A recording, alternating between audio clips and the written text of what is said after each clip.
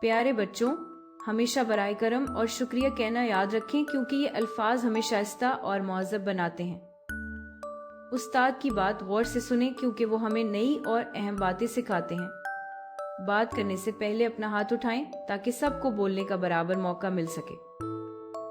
اپنی باری کا صبر سے انتظار کریں اور جلدی نہ کریں۔ آہستہ اور نرمی سے گفتگو کریں تاکہ کلاس کا ماحول پرسکون رہے۔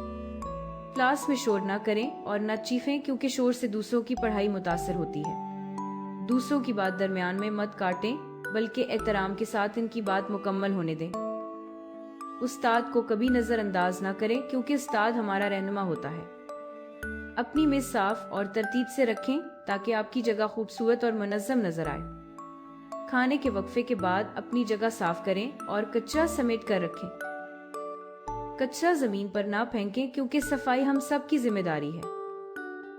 ہمیشہ کچرا دان استعمال کریں اور کلاس کو صاف ستھرا رکھیں۔ اپنی چیزیں دوسروں کے ساتھ خوشی سے بانٹیں کیونکہ بانٹنا اچھی عادت ہے۔ اپنے دوستوں کی مدد کریں، خاص طور پر جب انہیں کسی چیز کی ضرورت ہو۔ اگر غلطی ہو جائے تو فوراً معاف کیجیے کہیں کیونکہ معافی مانگنا بہادری کی نشانی ہے۔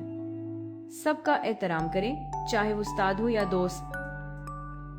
کسی کو دھکا نہ دیں اور قطار میں سکون سے چلیں۔ چیزیں نہ پھینکیں کیونکہ اس سے کسی کو چوٹ لگ سکتی ہے۔ دوسروں کی چیزیں بغیر اجازت نہ لیں، پہلے اجازت ضرور طلب کریں۔ بدتمیزی نہ کریں اور ہمیشہ اچھے الفاظ استعمال کریں۔ جلدی نہ کریں اور کام سوچ سمجھ کر کریں۔ دوسروں پر بولنے کی کوشش نہ کریں بلکہ صبر سے سنیں۔ ہمیشہ مہربان، مددگار اور اچھے بچے بنیں